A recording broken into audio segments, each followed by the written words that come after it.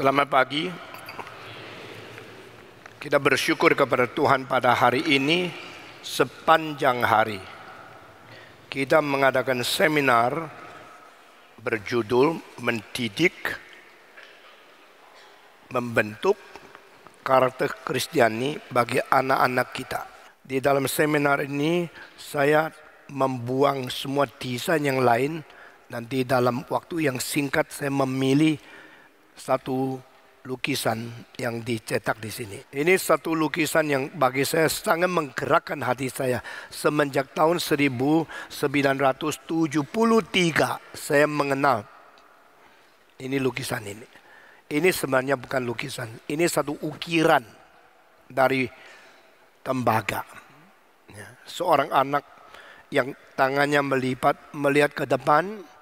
Meskipun tidak terlalu ganteng, tapi anak ini mempunyai sesuatu perasaan yang tajam menuju ke hari depan.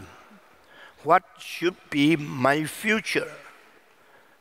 Apa yang seharusnya menjadi hari depanku?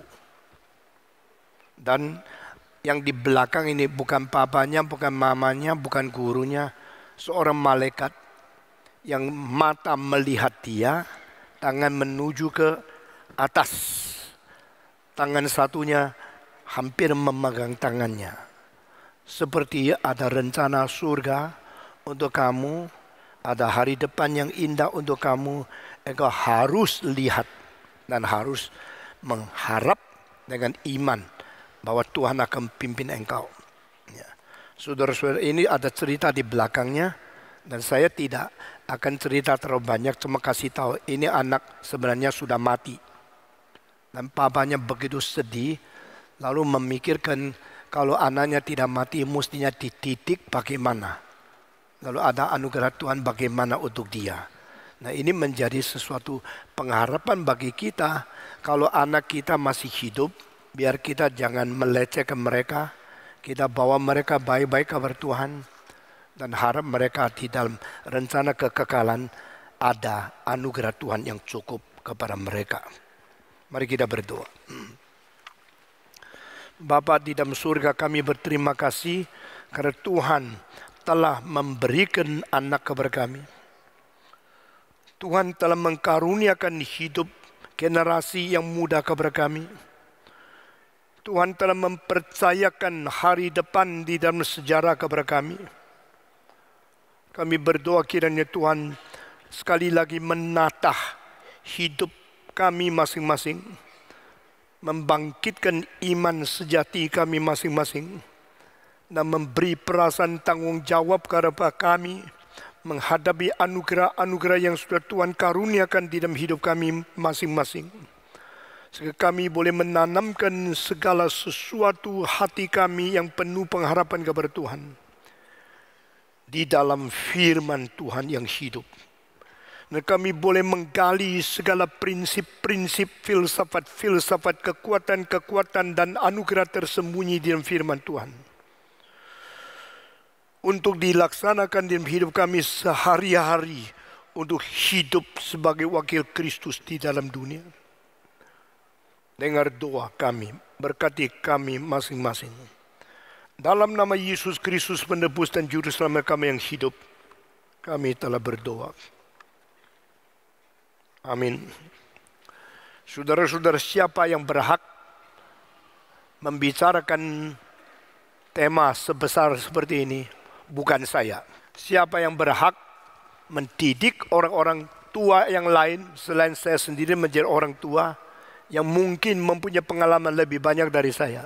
Bukan saya. Siapa yang berhak memberikan prinsip-prinsip kepada guru-guru yang mungkin diberikan bakat Tuhan lebih daripada saya? Bukan saya. Lalu saya mau tanya, kenapa Stephen Tong berani mengadakan speak keluarga? Apakah berarti keluarga Stephen Tong sudah sukses, sempurna? Tidak. Jikalau saya sudah sempurna, sudah sukses 100% baru boleh berkhotbah, maka kebenaran Tuhan akan diikat dan dibatas oleh kesuksesan saya yang relatif. Jikalau saya tidak pernah mempunyai pengalaman, saya tidak boleh bicarakan firman Tuhan, Maka saya tidak boleh mengajar surga dan neraka. Karena dua-dua tempat saya tidak pernah pergi. Mengapakah orang yang tidak sempurna harus tetap berani memberitakan firman Tuhan? Karena firman Tuhan lebih daripada pengalaman manusia. Amin. Firman Tuhan yang menunjuk jalan, yang mengkoreksi hidup, dan yang memimpin kita melewati belantara hidup yang menakutkan yang besar. The great and dreadful desert in human life. Firman Tuhan yang menunjuk, yang mengkoreksi, yang mengadili, dan yang memimpin kita untuk melewati padang belantara yang menakutkan dan yang besar sekali. Sehingga baik yang berkhotbah, baik yang mendengar, baik yang berceramah, baik yang mengikuti, kita sama-sama mengalami pengertian cermin firman Tuhan. Dan kita akan belajar baik-baik. Saudara mungkin guru lebih sukses dari saya. Mungkin saya sudah dari umur 15 menjadi guru. Dan sampai sekarang sudah 57 tahun sebagai guru. Mungkin saudara ibu bapak lebih sukses dari saya. Mendidik anak lebih baik dari saya. Namun demikian saya dipanggil sebagai hamba Tuhan. Dan saya harus memberitakan prinsip-prinsip firman Tuhan dengan berani. Supaya Roh Kudus memimpin kita. Jikalau ada orang mengatakan, kalau engkau sendiri tidak terlalu sukses, jangan bicara. Saya tahu kalimat itu dari setan. Setan maunya firman tidak diberitakan. Maka setan memberikan kegagalan-kegagalan. Sehingga kita akhirnya jatuh di dalam jerat dia. Kita harus mengatakan kepada iblis, nyala engkau. Pergilah daripadaku. I'm serving the Lord. I'm preaching the word. I'm presenting the truth of God, and let the truth of God with its principle illuminate us, correct us, and bring us to the land promised by the Lord for His children. Tuhan memberkati kita masing-masing. Saudara-saudara sekalian, karakter yang sukses dan karakter yang gagal sangat-sangat berbeda.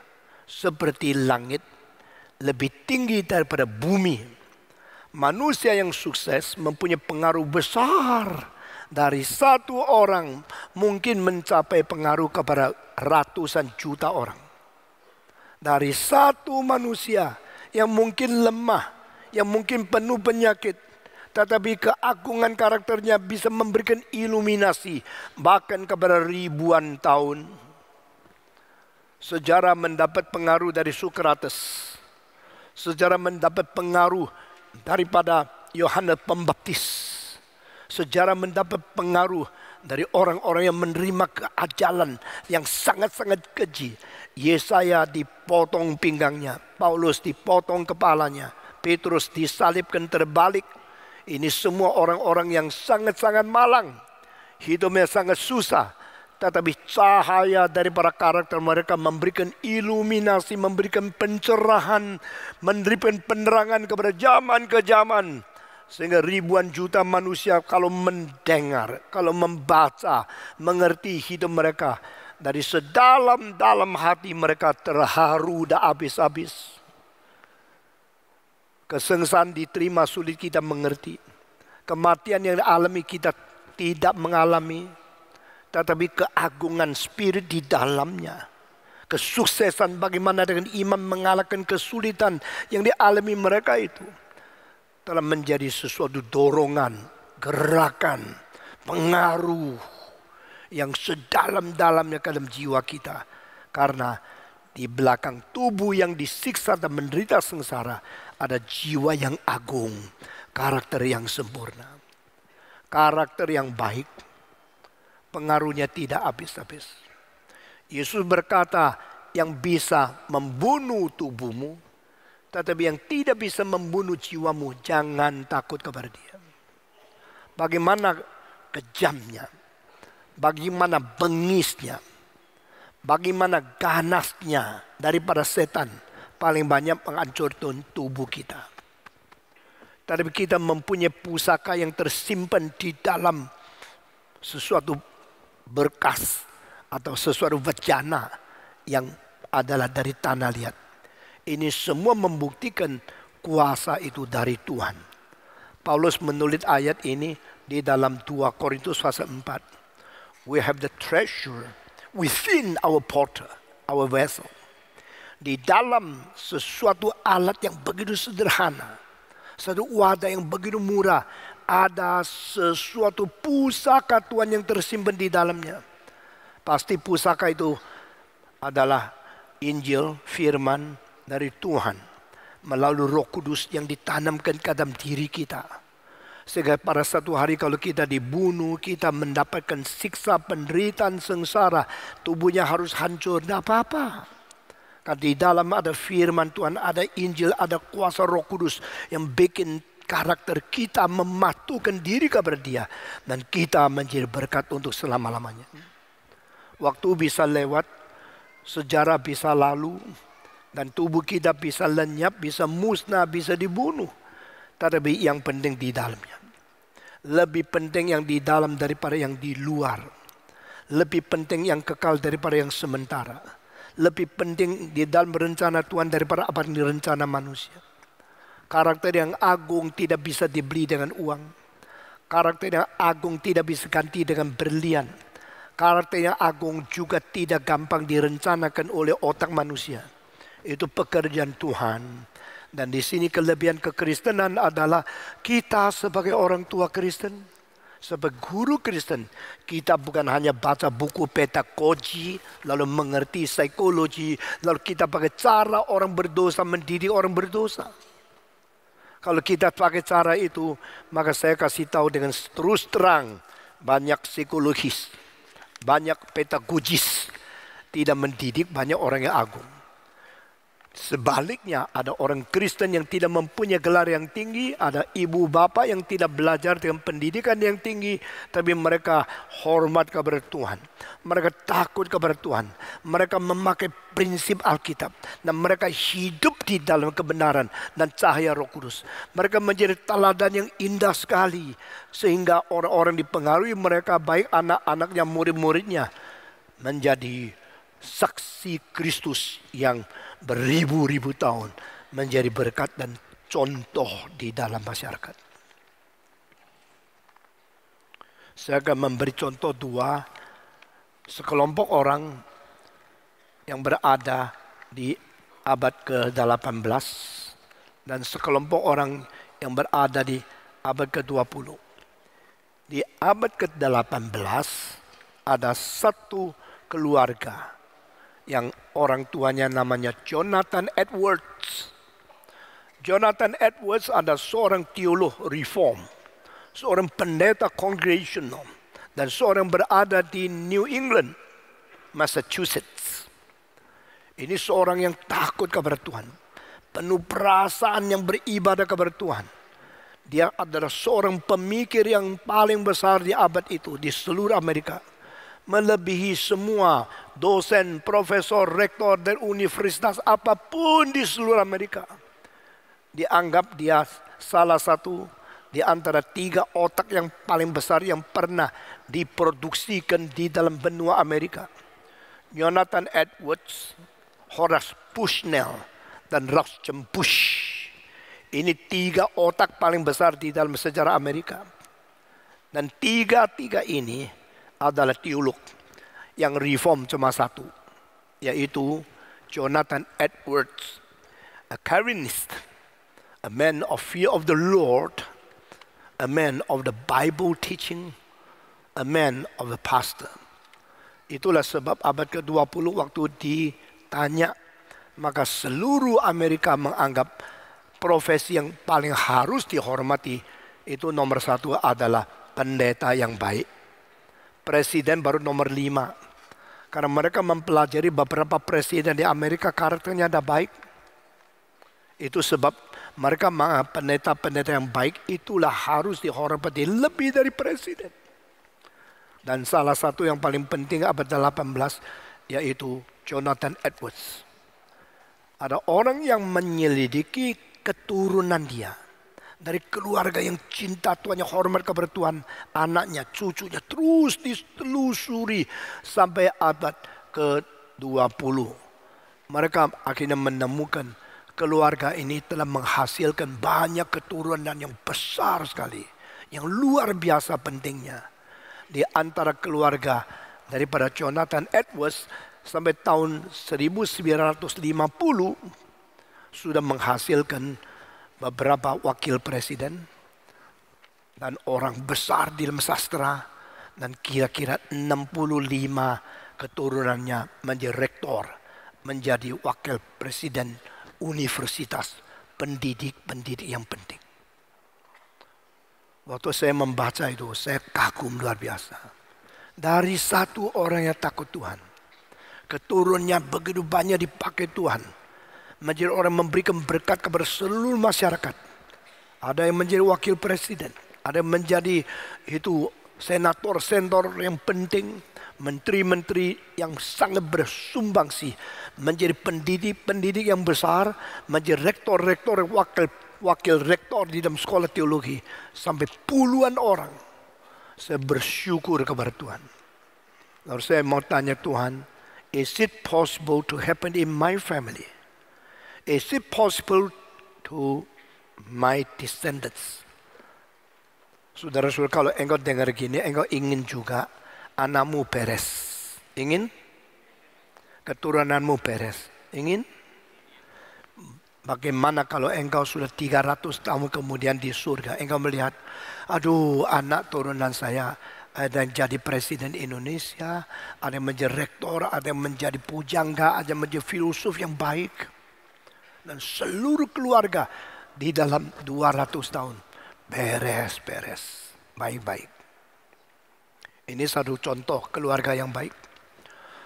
Contoh kedua saya ambil daripada kapal yang tenggelam namanya Titanic. Tahu? Mungkin sudah pernah menonton film Titanic. Ya. Nah, pada waktu Titanic melayar dari Southampton, daripada Inggris, ada satu iklan, unsinkable ship, kapal yang tidak mungkin tenggelam, kapal yang paling besar yang pernah dibikin oleh manusia sepanjang sejarah, kapal yang bersusun-susun mungkin 13, yang besarnya bisa menampung ribuan orang, dan kamar-kamarnya seperti hotel bintang 5, dengan begitu banyak kolam mandi di dalamnya, dengan tempat bar-bar untuk berdansa, dengan ballroom yang bisa ribuan orang, dengan restoran yang besar-besar. Kapal yang paling mewah itu untuk pertama kali layar dari Inggris ke New York, maka perjalanan berapa hari di tengah-tengah jalan. Dijulukan sebagai unsinkable ship, kapal yang tidak mungkin tenggelam. Justru perjalanan perdana tenggelam karena kurang memperhatikan ada satu gunung es yang kelihatan kecil. Semua gunung es yang terapung-apung di dalam laut itu hanya muncul 10% di luar, 90% di dalam. Saya tidak usah menjelaskan, yang mengerti fisika tahu apa artinya. Sehingga kalau engkau kira senggol sedikit apa-apa, padahal di bawahnya 90% lebih besar dari yang kelihatan di atas. Dan atas sama kecil, begitu sudah tabrak, kapal itu hancur semua. Dan tidak lama kapal itu menjadi miring. Semua berteriak-teriak, ribuan orang.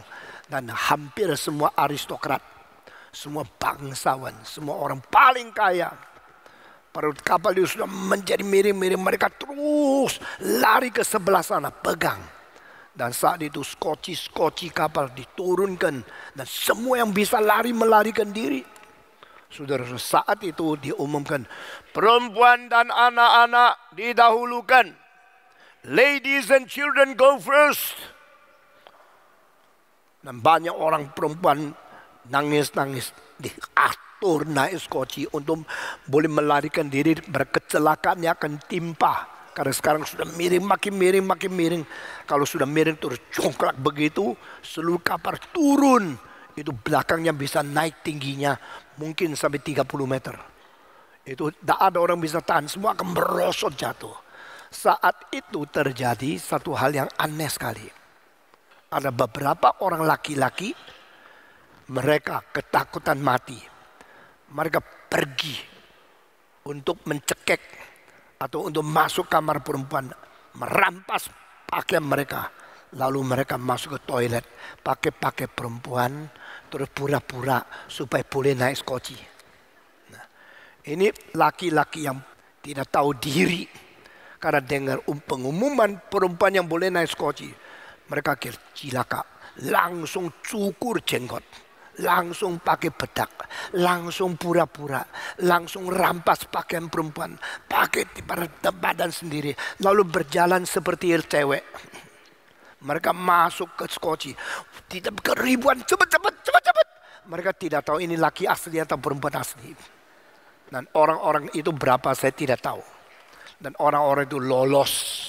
Setelah kapal tenggelam, banyak perempuan pun tidak bisa naik. Banyak orang sudah mati. Skoci itu layar, terus jalan menuju ke benua yang baru. Dan di tengah-tengah baru sadar ini laki ini. Kok bisa naik? Karena cukur jenggot, karena pakai bedak, pakai perfume, pakai perempuan. Wah, orang benci sekali sama mereka. Ini semua orang pura-pura, orang munafik. Orang yang memalsukan diri menjadi orang perempuan. Lalu cepat-cepat curi-curi naik ke kapal. Wah, mereka benci. Bencinya cuma benci toh. Mestinya lempar ke laut saja. Orang seperti ini buat apa? Ini penipu, ini perampas hak daripada perempuan. Ini orang yang munafik. Setelah sampai di seberang Amerika, mereka semua dicatat namanya. Ya diampuni, apa boleh buat, daripada bunuh dia lebih banyak orang yang mati. Lalu mereka naik ke atas itu kota, lalu mereka mulai hidup seperti biasa. Nah, kira-kira 70 tahun kemudian ada orang menyelidiki orang-orang ini. Dan orang-orang ini ada satu namanya Booth, B-O-O-T-H. Akhirnya diselidiki, ternyata dari Titanic itu tenggelam sampai tahun 70-an. Keturunan dia kira-kira ada 14 yang menjadi perampok. Dan beberapa yang masuk penjara. Banyak yang membunuh orang. Dan mengakibatkan federal government pakai hampir $1 miliar untuk tangkap semua keturunan dia. Ini satu penyelidikan. Seorang namanya Jonathan Edwards dan keturunannya di dalam 200 tahun. Dan seorang namanya Booth yang pria pura menjadi wanita, akhirnya keturunnya hanya di dalam tidak sampai 55 tahun. Bedanya seperti langit dan bumi. Saudara-saudara, saya mau tanya, apa yang menjadi kelakuan keturunanmu di dunia? Apakah yang menjadi sumbangsi anak-anakmu di dalam sejarah umat manusia? Apakah yang menjadi kesulitan-kesulitan yang ditimbulkan oleh keturunanmu di dalam masyarakat? Sejarah sedang berlangsung. Bagaimana mendidik anakmu sekarang akan menuai sesuatu yang tidak bisa dihindarkan hari depan. Yang dituai nafsu, yang ditanam adalah nafsu, yang dituai itu kerusakan. Yang ditanam itu adalah angin kecil, nanti yang diterima itu badai yang besar. Yang dituai adalah bibit dari firman dan Roh Kudus. Yang ditanam adalah Roh Kudus dan benih firman Tuhan. Yang dituai akan adalah hidup kekal untuk selama-lamanya. Ini semua ajaran dari Alkitab yang kita tidak boleh mengabaikan atau kita menginjak-injak. Karena barang siapa yang bermain-main dengan Tuhan, dia bermain-main dengan diri. Barang siapa yang bermain-main dengan firman Tuhan, dia bermain-main dengan kebahagiaan, kekekalan diri dan keturunannya. To build the personality of our descendants. Membentuk karakter daripada anak-anak kita ini merupakan salah satu tugas kita yang penting setelah kita nikah. Setelah kita menjelajah, selesai masa muda. Tugas selanjutnya adalah how to educate, how to construct, how to teach our children on the way to have the life, the fear of the Lord. Biar anak-anak kita memiliki suatu hidup yang penuh perasaan takut kepada Tuhan. Ini penting sekali. Saudara-saudara, anak-anak adalah pemberian Tuhan semua. Di antara semua pemberian Tuhan, yang paling anggun, yang paling penting, paling bernilai, yang paling bersifat kekal, hanya anak-anak. Berapa banyak tanah engkau miliki, berapa banyak rumah engkau memiliki, berapa banyak berlian, berapa banyak emas, berapa banyak harta di dunia yang kau miliki, itu semua akan lewat. Karena itu semua berciri khas materi dan berciri khas di luar dirimu. Itu semua luar badanmu. Barang-barang di luar badanmu itu hanya dipinjamkan kepada kamu. Saudara, jangan lupa, kalau engkau kaya, kalau engkau ganteng, engkau mempunyai segala sesuatu yang melebihi dari orang lain, bukan karena engkau hebat. Maka yang kaya jangan sombong, yang ganteng, yang ayu, yang pintar, yang berbakat, jangan congkak, jangan arogan. Karena ini semua pinjaman Tuhan untuk menguji bagaimana responsmu kepada Tuhan. God give you all the gifts in order to test you. What is your response to God? Anugerah menuntut kewajiban. The grace of God demands human responsibility. Orang yang mempunyai anugerah tapi tidak jalankan kewajiban, orang itu akan dihakimi oleh Tuhan. Saya tahu, saya dikasih anugerah yang banyak. Saya tahu, saya dikaruniakan oleh Tuhan begitu banyak bakat-bakat, talenta-talenta. Itu sebab saya tidak henti-henti mendisiplin sendiri, memecut diri supaya saya boleh kerja lebih berat dari orang lain, karena saya tahu akan diadili lebih ketat dari orang-orang lain, hamba-hamba Tuhan yang lain. The more you are gifted, the more you are demanded. Diberikan kepada seseorang banyak, dituntut dari orang itu juga banyak. Semua anugerah itu hanya pinjaman saja. Semua anugerah Tuhan itu hanya ujian saja. Yang kaya jangan sombong karena kekayaanmu. Yang pintar jangan sombong karena intelekmu. Yang cantik jangan sombong karena kecantikanmu. Saat engkau menghina orang lain, jangan lupa kecantikan itu di luar daripada jiwamu.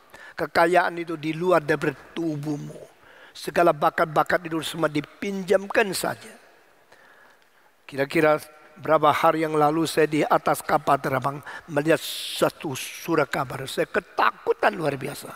Karena seorang perempuan yang sudah nikah dengan suaminya 20 tahun lebih. Dia menyeleweng satu kali.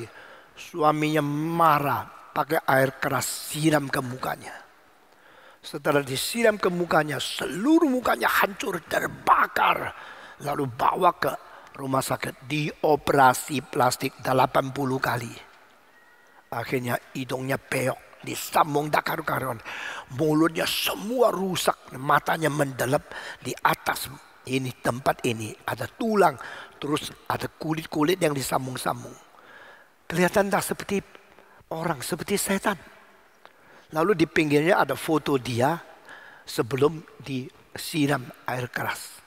Waktu saya melihat, saya ingin nangis. Suaminya ditangkap, diadili. Lalu dia mengatakan, saya saking jengkelnya, saya benci sama dia. Saya langsung siram dia. Setelah jadi begini, saya baru tahu ternyata air keras itu begitu keras. Saya baru tahu kerusakan yang ditimbulkan oleh air keras begitu menakutkan. Tapi apa boleh buat, sekarang pikir-pikir lagi. Dia tidak perlu dihukum seperti ini. Tetapi saya sudah melakukan hal ini. Saya tidak tahu dia dijatuhkan masuk penjara berapa tahun. Yang perempuan hancur mukanya. Yang laki-laki hancur hari depannya. Saudara-saudara, kecantikan kita sementara kan?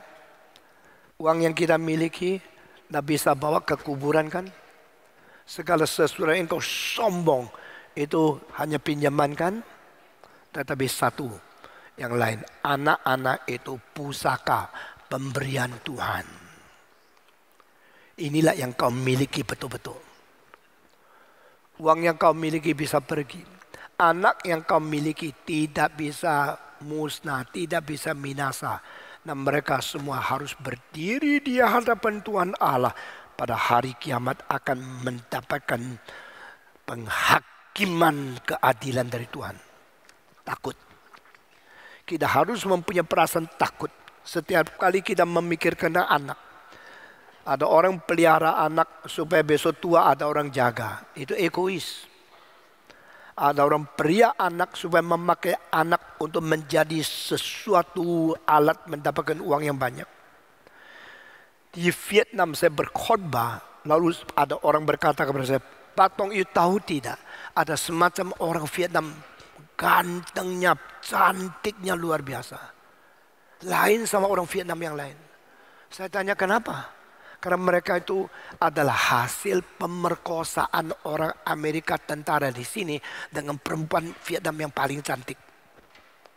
Tentara-tentara Amerika ada yang sangat nafsunya meluap istrinya di Amerika, kelihatan perempuan yang cantik diperkosa. Dan sebagian digugurkan, sebagian dilahirkan. Setelah dilahirkan, wah kelihatan cantik sekali. Memang papanya Amerika, lalu mamanya orang Vietnam yang cantik sekali. Anaknya gantengnya, luar biasa ayunya. Dan kebanyakan laki-laki mungkin dibuang atau dimatiin. Perempuan dipesan oleh orang lain.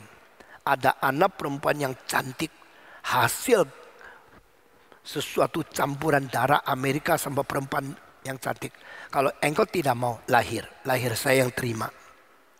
Lalu perempuan itu diterima oleh orang-orangnya, kelihatan dermawan, kelihatan hati baik, padahal motivasinya jelek. Dibesarkan untuk menjadi pelacur, bisa dapat uang banyak. Perempuan itu waktu 15 nomor, cantiknya luar biasa.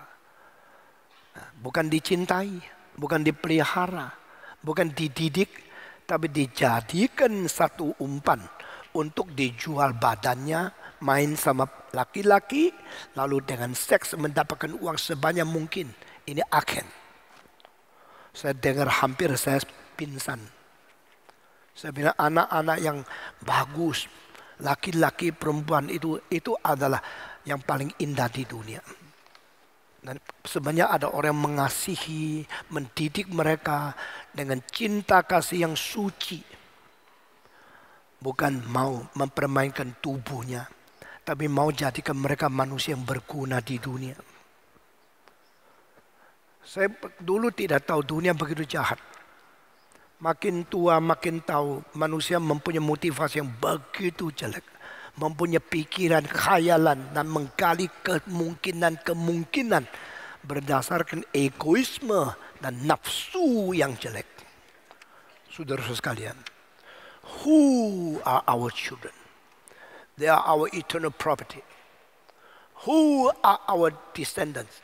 They are to be judged for eternal punishment in front of God's throne. Siapakah keturunan kita? Siapakah anak-anak kita? Mereka adalah pemberian Tuhan, pusaka yang bersifat kekal. Rumah tidak kekal, mobil tidak kekal, tanah yang engkau miliki tidak bisa dibawa, yang engkau miliki tidak mungkin ikut. Tapi anak-anak yang kau miliki itulah pusaka sungguh-sungguh. Mereka pemberian Tuhan yang mempunyai peta teladan Allah. Mereka pemberian Tuhan untuk engkau boleh mengerti. Mereka mempunyai martabat, mempunyai harkat, mempunyai nilai, mempunyai substansi sebenarnya engkau sendiri adalah manusia. Nah mereka adalah satu-satunya pemberian Tuhan yang akhirnya akan diadili untuk selama-lamanya. Itu sebab waktu engkau tua yang paling menghibur engkau adalah anak-anakmu yang baik. Yang paling menyedihkan juga anak-anakmu yang kurang mau taat. Untuk engkau tua, Yang paling menghibur itu anak. Yang paling membosankan atau merugikan, menjadikan engkau kecewa juga anak. Tidak ada uang yang bisa mengecewakan engkau seperti itu. Tidak ada rumah, tidak ada mobil, tidak ada tanah, tidak ada milik lain yang bisa mengecewakan engkau seperti anak. Pada waktu anak-anakmu itu mengecewakan kamu, engkau akan merasa hidup tidak berarti. Pada waktu anak-anak itu menurut dan sungguh-sungguh berjalan dalam kebenaran, itu engkau akan mendapatkan hibur dan sukacita lebih besar daripada apapun yang engkau miliki.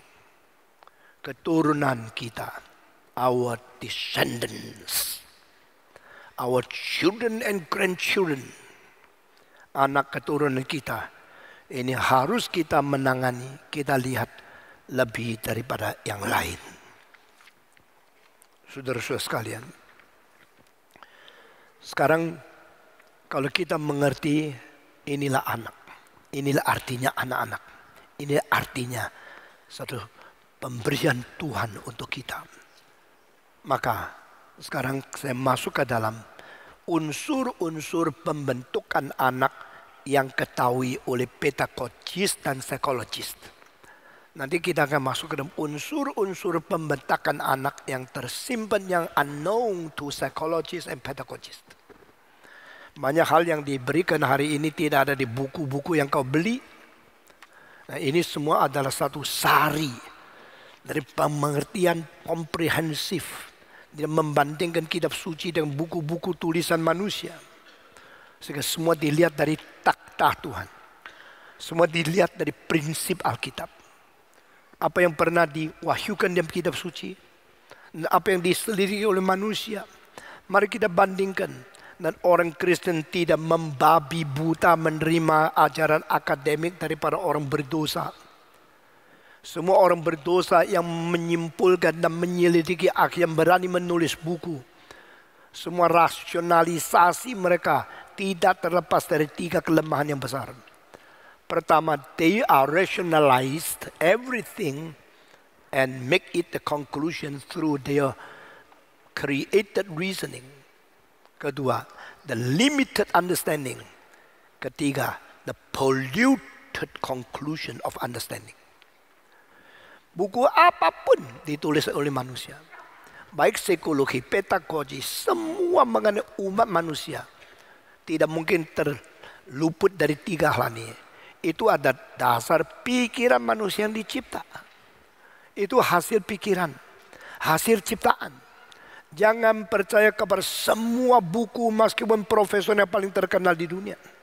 Karena apa yang mereka rasionalisasikan, apa yang mereka logikalisasikan, apa yang mereka amati dan mereka observasi, mereka simpulkan, tidak terlepas dari pertama, rasio yang dicipta. Jangan membandingkan hasil ciptaan dan dengan hasil wahyu Tuhan dari Sang Pencipta. The revealer is God. The writer of any book is man. God is the one who is the creator. And man is one created. Tidak boleh kita membandingkan buku apapun meskipun paling hebat di dunia dengan kitab suci yang diwahyukan oleh Tuhan.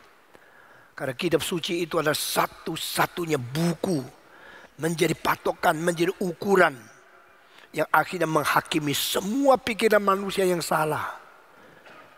Saudara-saudara, di tengah-tengah menaruh buku dan kitab suci, di mana tempatnya?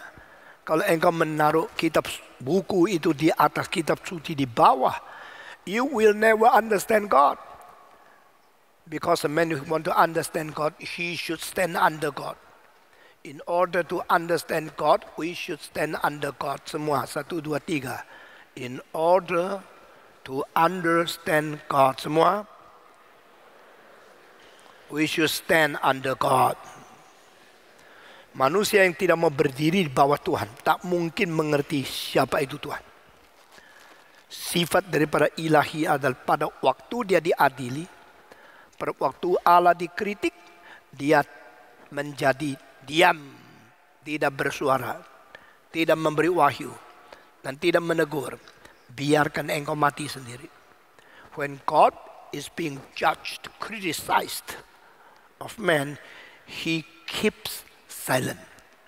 And this is one part of deity. Salah satu sifat ilahi yaitu dia tidak mau bicara waktu dia diadili.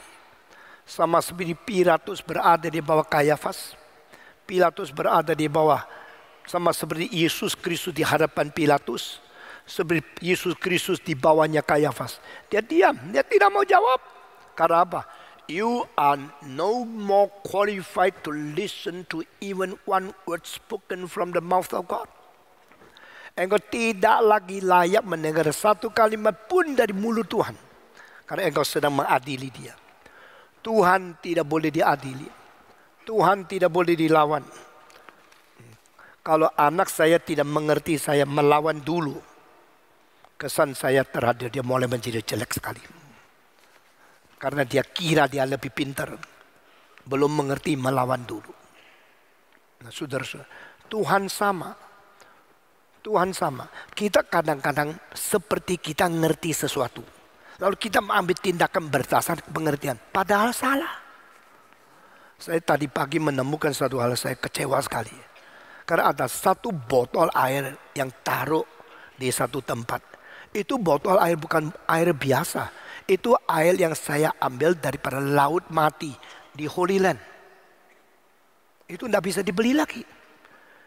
Itu air dari laut mati di tanah suci. Dan air itu mengandung zat garam dan kimia-kimia yang bisa bikin sembuh semua penyakit kulit. Kalau saudara mempunyai penyakit kulit, saudara tahu saya pergi dokter, pergi situ rendam 3 kali nanti pulang sembuh. Dan sudah terbukti itu sebab air dari laut mati itu dijual mahal sekali. Dan dengan garamnya, dengan kimianya, dengan tanahnya itu, kalau dibawa pulang itu menjadi pabrik kosmetik. Itu nilainya besar sekali. Maka saya bungkus satu plastik tanah daripada laut mati. Dan saya bawa satu botol khusus dari situ. Tadi pagi saya menemukan sudah dibuang. Karena air itu kelihatannya kotor di dalam botol. Ini pasti air kotor, kalau diminumkan sakit. Dibuang. Wah, kalau saya mau ambil satu botol, saya mesti bayar lagi $2.000. Mesti pergi situ lagi. Lalu ke situ mesti naik bus sampai di laut mau ambil air itu lagi. Mungkin pembantu tidak tahu, oh ini air kotor, dibuang. Karena apa? Karena tidak ngerti. Nah, banyak hal yang kita tidak ngerti atau kita salah mengerti, mengakibatkan kita sedih, lalu kita merusak, kita tidak sadar. Kita cuma pikir, saya betul kok, saya tahu ini kotor kok, saya buang kok. Inilah keputusan saya. Banyak hal yang tidak ngerti. Tapi bikin orang dari tidak ngerti menjadi mengerti itu susah sekali. Kecuali dia memang bersedia mau mengerti. Bersedia mau ngerti, bersedia mau dengar. Tidak mau belajar, tidak mau dengar. Pokoknya saya pikir ini betul. Lalu lakukan segala hal yang merusak, menghancurkan juga tidak sadar. Nah, ini hanya satu contoh saja. Saudara-saudara, secara tidak sadar engkau sudah merusak berapa banyak pekerjaan Tuhan engkau tidak tahu. Setelah tidak sadar engkau sudah menghilangkan berapa banyak kesempatan engkau tidak tahu.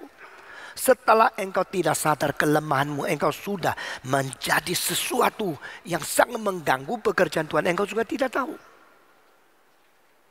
Saudara-saudara sekalian, pembentukan karakter daripada anak-anak seseorang, dari setiap manusia itu ada unsur, dan di dalam buku-buku psikologi selalu menilai dan membahas daripada yang bagian kelihatan. Tidak pernah menilai dan tidak pernah mengerti daripada bahan tidak kelihatan. Jadi orang-orang yang dicipta otaknya, otak itu ciptaan, otak itu terbatas, dan otak itu terpolusi.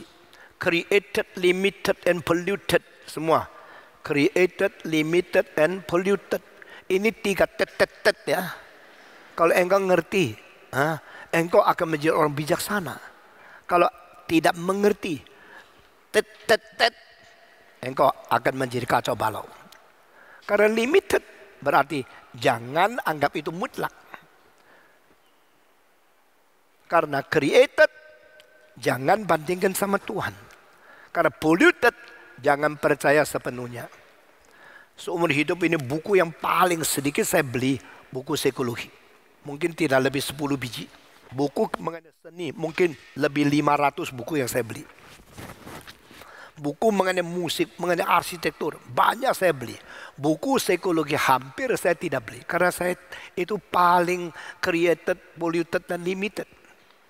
Tapi kalau saya tidak belajar psikologi berani, kenapa membuat seminar keluarga? Bukankah seminar keluarga mesti banyak mengerti psikologi? Tidak, karena ceramah saya mempunyai keluarga semua dari prinsip Alkitab.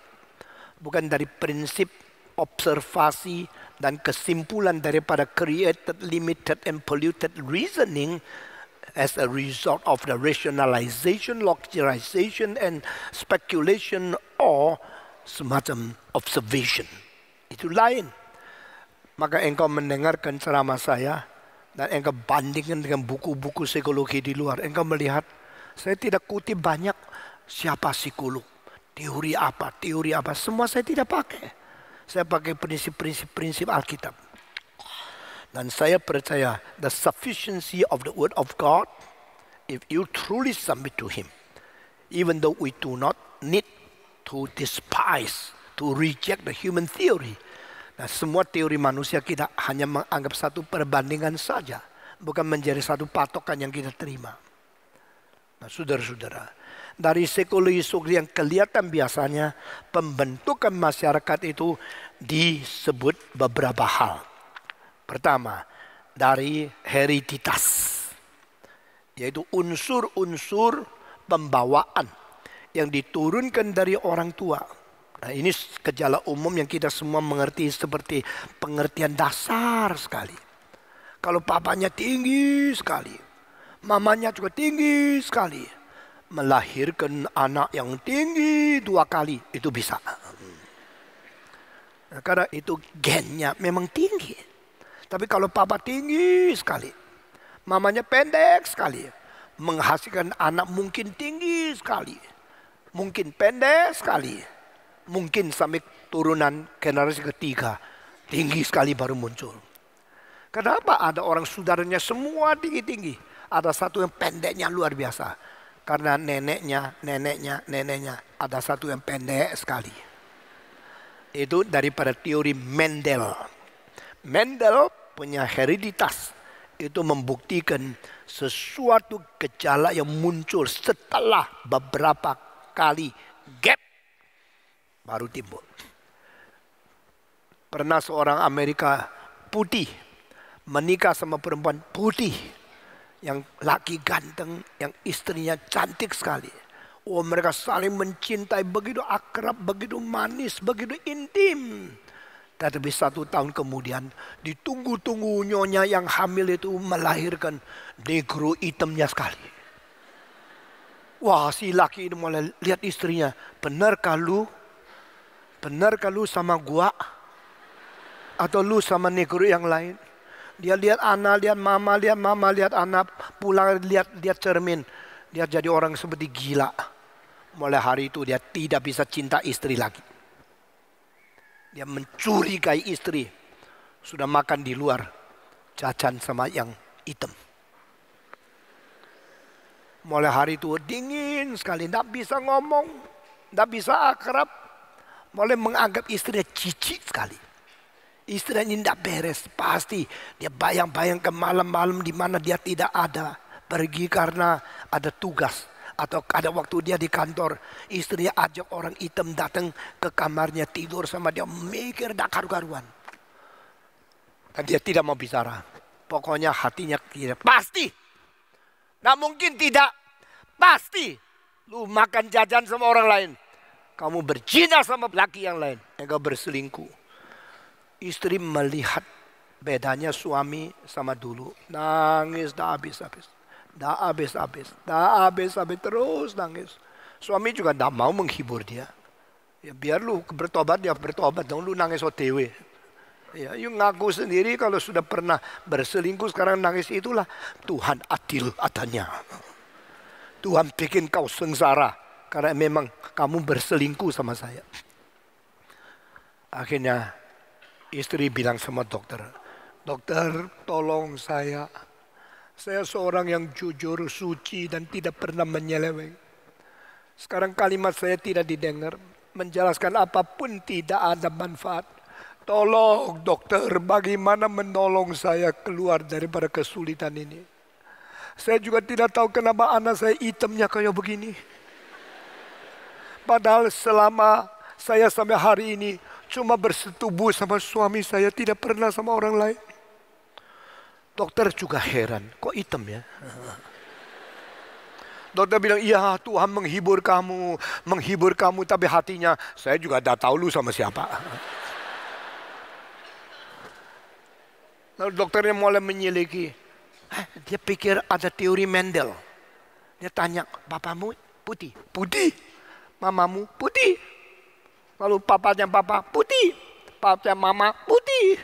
Papanya papa putih. Mamanya mama punya papa papa sampai merot mulutnya. Diselidiki, akhirnya menemukan satu rahasia. Mau tahu? Justru nenek moyang yang si laki yang ketujuh, 7 generasi di atas itu orang hitam. Tapi hitamnya sembunyi 200 tahun. Setelah 7 generasi, muncul hitamnya.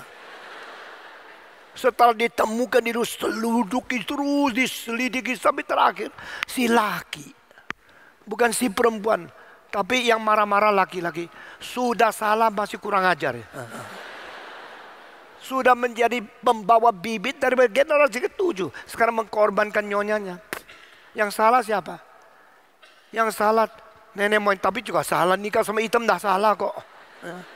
Cuma sembunyinya lama itu loh. Sudah 200 tahun munculnya itu loh, mendadak. Bikin keluarga suami istri jadi marah-marah, 2 orang itu tidak bisa lagi akur lagi. Lalu laporan keluar, dipanggil suaminya. Kita setelah menyelidiki di dalam 200 tahun, ternyata 7 generasi sebelum engkau dilahirkan, nenek, kakekmu yang ke-7 negro, tahu enggak? Kakekmu negro. Yang laki lihat melongo. Puji Tuhan, bukan saya yang hitam. Kalau saya yang hitam, dah dapat dia. Tapi kasihan anak saya yang hitam. Tapi dia tidak salah kan? Minta ampun, nyonya, saya salah. Yang hitam ini bibit dari saya kok, bukan dari kamu. Nah saudara-saudara, keturunan itu menerima pembawaan itu tidak bisa dihindarkan. Jadi kalau anakmu ada sesuatu hal yang lain, atau ada sesuatu yang engkau tidak senang, jangan cepat marah. Dia mungkin hanya menanggung pembawaan dari orang tuamu, dan tentu daripada suamimu atau dari istrimu. Menjadi manusia yang hatinya lebih lapang, lebih luas, lebih mau mengerti yang lain. Bukan menghakimi terus marah-marah, terus dendam di dalam hati, lalu kira diri benar, minta Tuhan ampuni orang lain. Jangan begitu. Saya dengar cerita ini tahun 1961. 41 tahun yang lalu. Dari seorang misioneri Kanada. Namanya Mr. Frame. Waktu dia cerita itu saya kaget luar biasa. Nah akhirnya Tuhan mengizinkan saya memakai peristiwa ini menjadi pengajaran kepada pendengaran saya. Pendengar saya sudah berjuta-juta. Semua dijumlahkan lebih 35 juta orang pernah dengar khotbah saya. Dan biar kita mempunyai hati lebih luas, jiwa yang lebih tenang, pengertian lebih objektif, dan mempunyai cinta kasih lebih sungguh-sungguh kepada orang lain. Amin. Pembawaan. Menurut perkiraan, umur seseorang ada pembawaan. Waktu saya masih muda, umur 20 lebih. Rata-rata umur Indonesia, seluruh bangsa adalah 47. Waktu itu India 42 dan Tiongkok kira-kira 51. Tahun 60-an, orang Indonesia umurnya cuma 47. Ini India cuma 42. Orang Tiongkok cuma 51. Waktu itu orang Jepang 72. Tahun 70, 80, 90, 2000. Setelah 42 tahun kemudian, kita melihat ilmu gizi, ilmu vitamin makin maju. Meskipun dunia makin polusi, makin obat racun makin merusak tubuh manusia. Meskipun lingkungan makin terpolusi dan tercemar. Tetapi karena pengobatan dan karena gizi dan karena pelajaran medis makin terus maju, maka umur manusia sekarang sudah rata-rata seluruh dunia lebih dari 60. Dari orang Tionghoa umurnya sudah lebih 70. Nah, orang di Indonesia sudah hampir 70. Orang di Amerika bisa 75 ke atas. Umumnya perempuan 5 tahun lebih tua dari orang laki-laki. Kalau rata-rata di Indonesia, umur Indonesia, bangsa Indonesia adalah umur umpama 65. Berarti kalau laki-laki itu meninggal dunia 62 rata-rata, maka orang perempuan itu 67. Perempuan itu lebih umur panjang karena pertama perempuan lebih sabar. Maka sabar lebih subur. Yang dah sabar masuk kubur, itu betul itu. Ya. Di dalam biologi ditemukan binatang yang terlalu cepat mati. Binatang yang jalannya pelan-pelan lebih umur panjang. Maka coba lihat kijang, ya, cepat larinya. Cita, cepat larinya. Umurnya tidak terlalu panjang. Tapi gajah umur panjang, kuro-kuro 500 tahun. Jadi saudara, engkau yang cepat masuk kuburan juga ya. Ya. Tapi yang cepat menunggu orang yang lambat atau susah. Tapi justru selalu laki-laki yang suka cepat jatuh cinta selalu kepada yang pelan-pelan. Supaya kalau dia cepat menikah yang cepat, anak belum lahir sudah mati. Nah, ini sebagian yang saya percaya boleh dikatakan natural seleksi. Jadi orang yang sifatnya keras suka perempuan yang lembut. Orang yang sifatnya cepat suka perempuan yang lambat. Kenapa? Karena buat apa nikah yang sama? Tua-tua sama, dah lucu ah. Mesti ada perbedaan baru variasi kan? Nah, tetapi sudah nikah yang pelan-pelan, setelah nikah, ayo ke gereja. Sekarang sudah jam 7, cepat. Dia bilang, iya. Cepat dong. Iya, sebentar, 20 menit. Aduh. Cepat. Sudah cepat, kalau enggak 2 jam. Wah, kamu bohat sama dia. Itulah sifatnya. Nah, ini akan turun. Kalau cepat nikah sama cepat, keturunannya terlalu cepat, bawa mobil 1 kali langsung tabrak. Kalau yang cepat nikah yang pelan masih bisa tahan sedikit, bikin sesuatu keimbangan. Lebih baik. Jadi supaya anakmu tidak ekstrim, engkau perlu mempunyai orang yang beda sifat. Pernikahan dengan orang beda sifat itu menjadi natural, neutral, menutralisasikan keturunan tidak terlalu ekstrim. Itu baiknya. Tapi susahnya pikul salib. Orang yang pelan sekali, nikah yang cepat sekali, digeret-geret sampai luka semua. Orang yang cepat sekali, menggeret yang pelan sekali, akhirnya sampai selalu tidak tepat waktu. Itu namanya pikul salib. Tetapi yang cepat jangan mematahkan. Patong ngomong gini, maka saya betul. Yang cepat belajar sabar sedikit. Yang pelan belajar cepat sedikit. Jangan sudah dengar khotbah saya memperalat semua kalimat saya hanya untuk dirimu sendiri saja. Kalau saya mengatakan pria pentingkan usaha, wanita pentingkan keluarga, lalu wanita mah, ya kan, tahu kan, saya wanita, saya perlu keluarga, lalu tidak mau mengerti dan tidak mau maju, itu kejam. Karena engkau bukan seorang mendirikan keluarga, engkau hanya dengan orang lain, dan harusnya istri taat suami, itu baru ada jalan keluar yang baik. Mau menang sendiri pasti hancur keluarganya. Hereditas itu tidak bisa dihindarkan.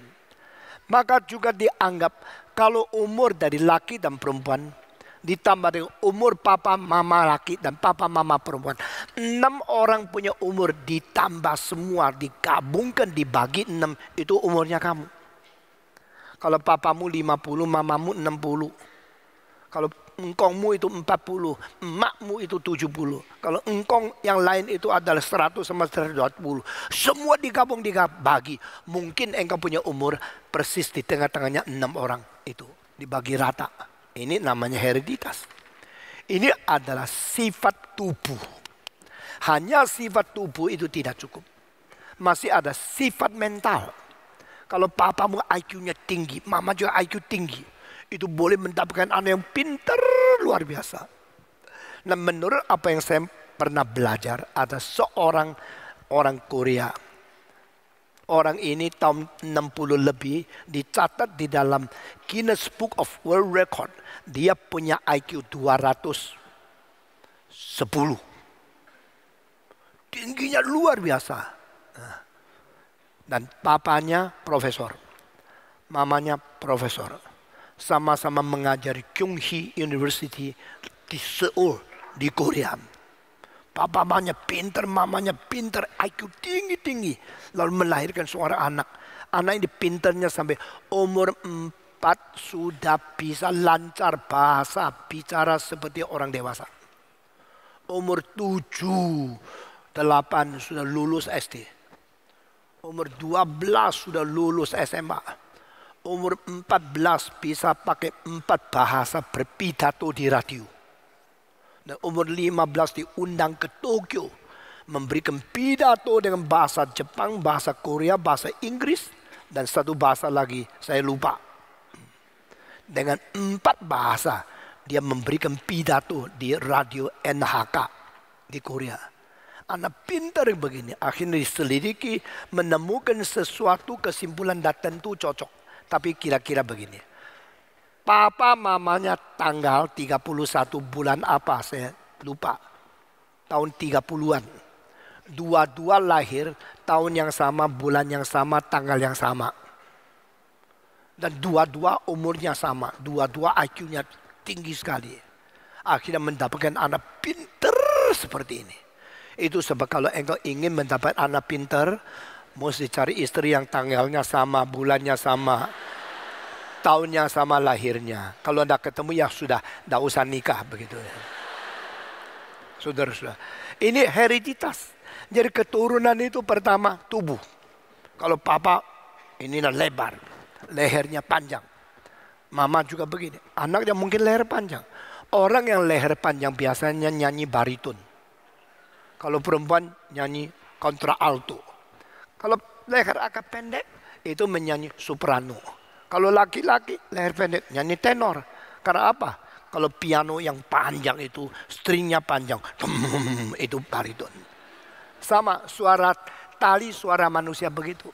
Jadi unsur hereditas di dalam fisik itu tidak mungkin tidak ada. Ya. Orang yang gemuk, nikah sama orang gemuk, lahir pun sulit keluar karena di dalam rahim sudah gemuk. Tetapi ada unsur lain, anak kecil makan terlalu cepat sama waktu makan diminumin air banyak, itu pasti besok gemuk. Jadi anak bayi jangan dikasih minum terlalu banyak sekali. Ya, kalau makan tidak boleh terlalu cepat sekali. Pelan-pelan kunyah sampai kamu sekarang dewasa. Kunyahnya pelan-pelan. Bikin itu cairan daripada mulut dan darah itu semua seimbang, tidak gampang gemuk. Nah kalau mungkin waktu makan tidak minum banyak, setelah makan 1 jam baru minum. Sebelum makan 1 jam minum berapa ratus cc. Ini semua ada dalilnya ya. Bagaimana menjaga tubuh menjadi baik.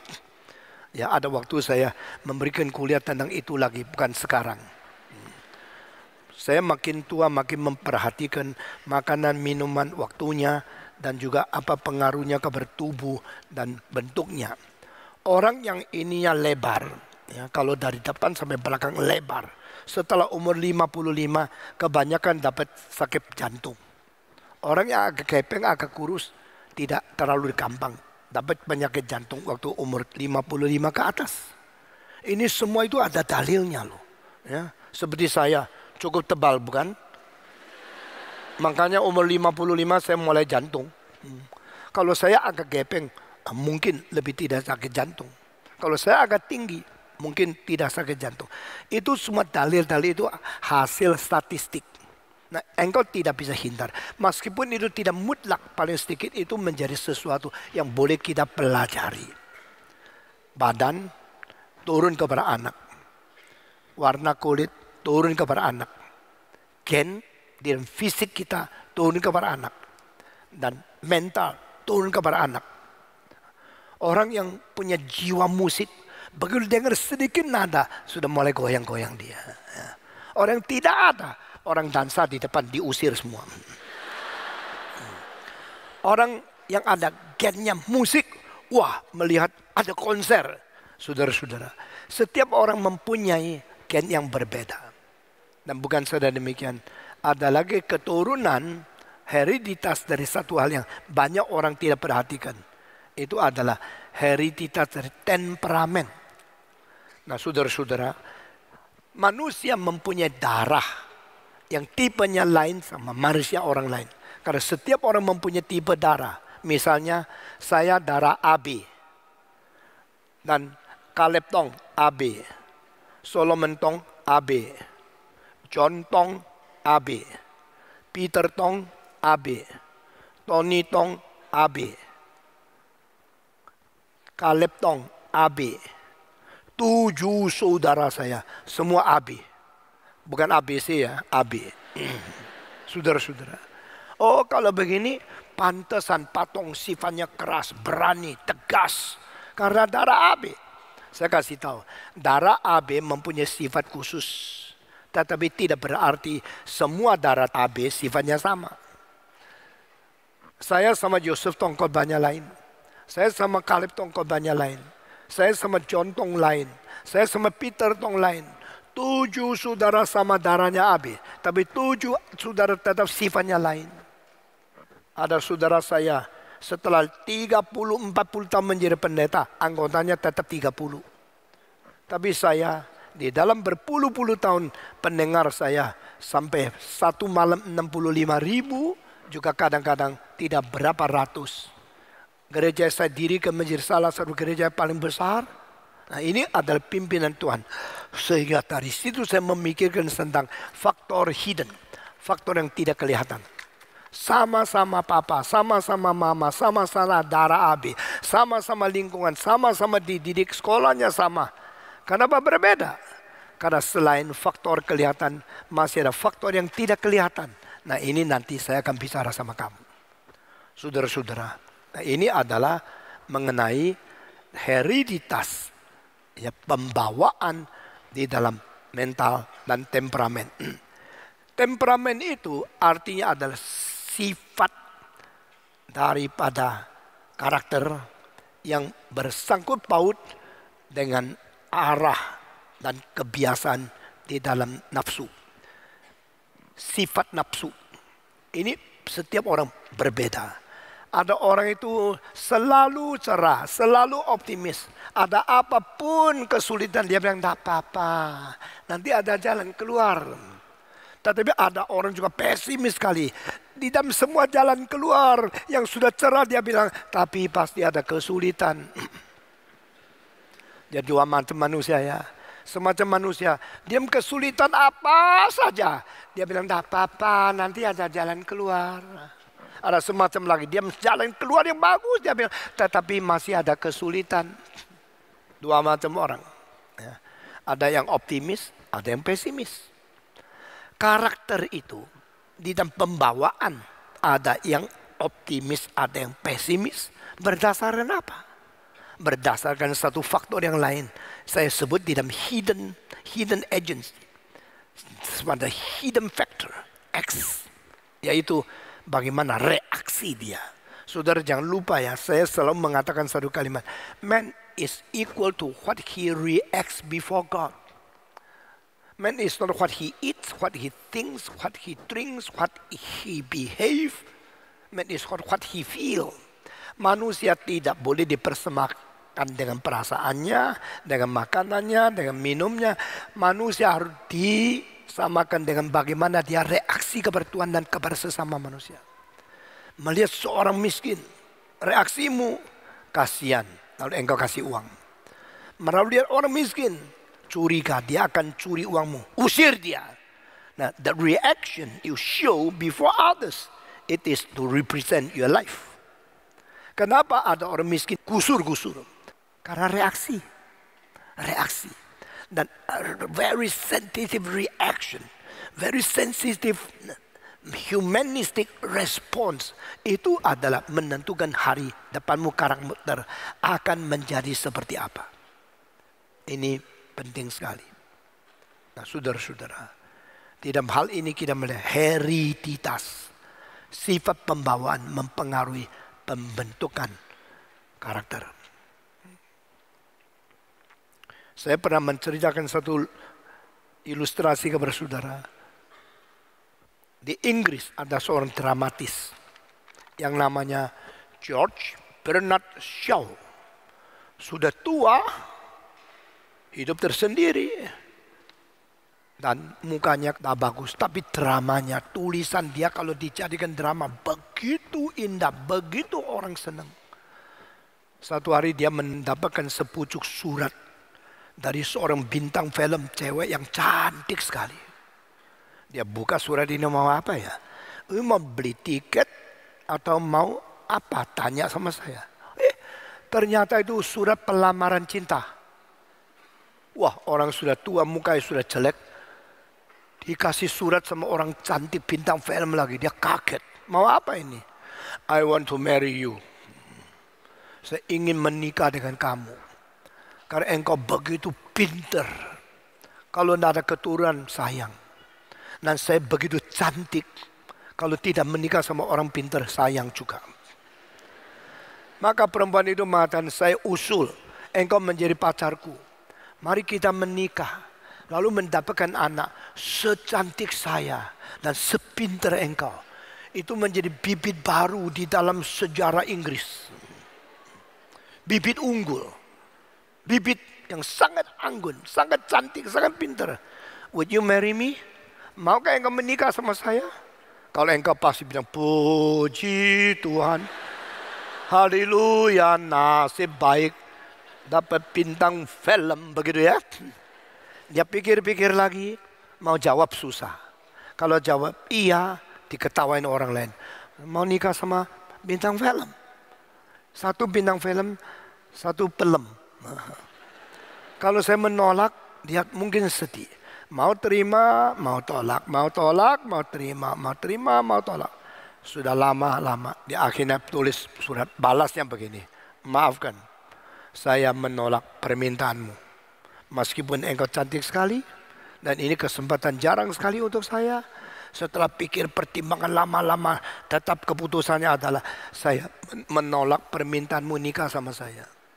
Lalu kalimat terakhir alasannya, saya ketakutan dapat anak sejelek saya dan sekoplok kamu. Saudara-saudara, ini cerita yang sungguh-sungguh terjadi loh. Maka keturunan kita menerima karakter, menerima pikiran, mental dan sebagainya. Jangan lupa, jangan pikir optimistik semua yang baik turun, yang rusak tidak turun. Mungkin anakmu jeleknya seperti Bernard Shaw dan koploknya seperti bintang film itu. Saudara-saudara, di dalam sejarah Jerman, Johann Sebastian Bach yang tadi dinyanyikan,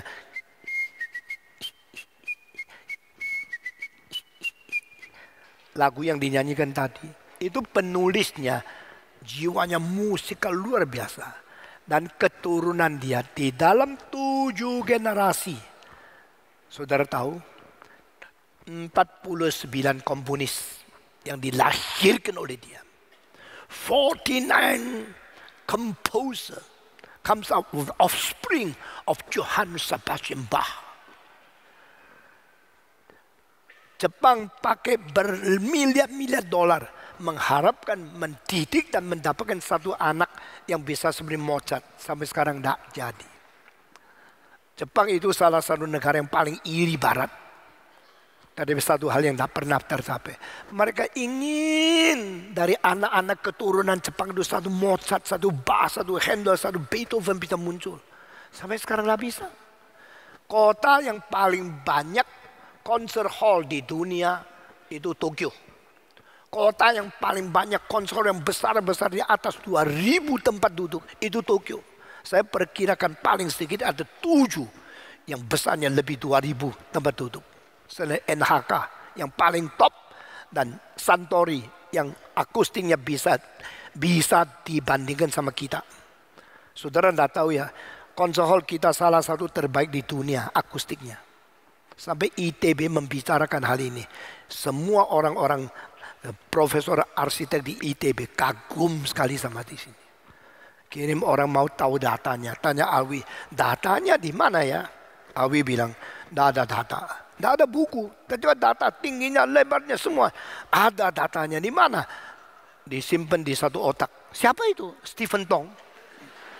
Jadi saya tidak ukur, tidak tulis. Semua saya simpan di sini. Mesti begini, mesti begini. Saya robah semua sampai akustiknya dianggap sangat baik setelah konser Gebau di Belanda. Lalu Musikverein Saal di Vienna. Boston Symphony Hall di Amerika Timur. Santori Hall yang ada di Jepang. Sydney Opera House, Beijing, Shanghai, Guangzhou, Hong Kong, Kuala Lumpur, Taipei. Semua akustiknya kalah sama sini. Ini one of the best. Kalau tidak percaya, engkau ikut nonton satu kali supaya mengerti.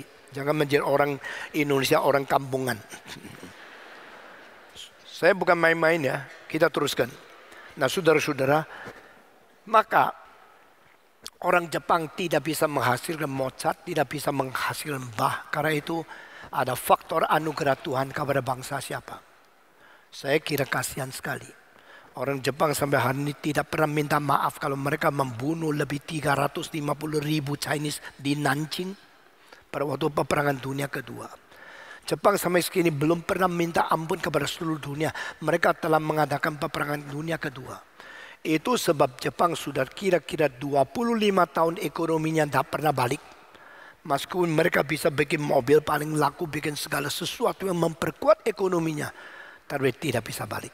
Karena Tuhan yang di atas melihat bangsa ini ada kesulitan-kesulitan rohani yang lain. Saudara-saudara sekalian, kita sekarang mempunyai anak-anak yang Tuhan berikan kita untuk kita didik.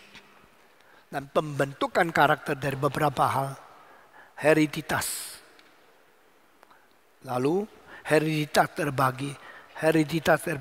Human body nature. Mentality nature. Temperamental nature. Dan sebagainya.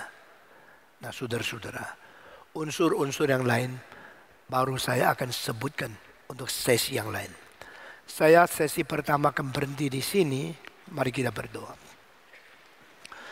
Bapa di dalam surga, kami berterima kasih karena cinta kasih-Mu yang besar dan membawa kami kembali pada hari ini mendengarkan ceramah yang penting, mengikuti seminar keluarga untuk membentuk karakter anak-anak yang Tuhan karuniakan sebagai pusaka bagi kami. Kami berdoa kiranya Tuhan bertakhta di atas takhta Tuhan dan Tuhan ulurkan tangan memberi berkat kepada setiap orang yang datang.